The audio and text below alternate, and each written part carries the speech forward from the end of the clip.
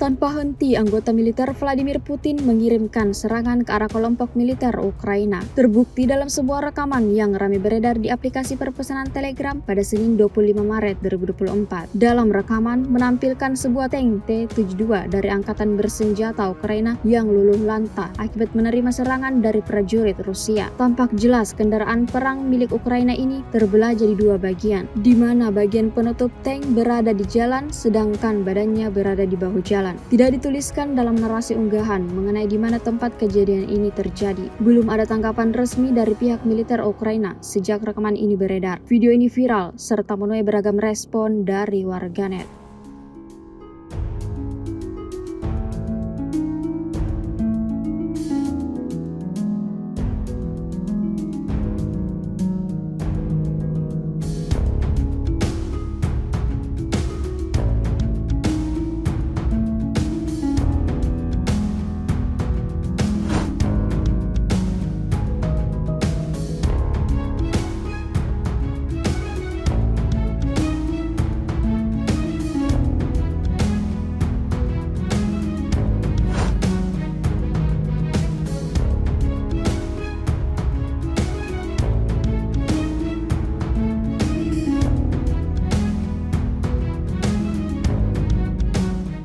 Download Tribun X sekarang, menghadirkan lokal menjadi Indonesia.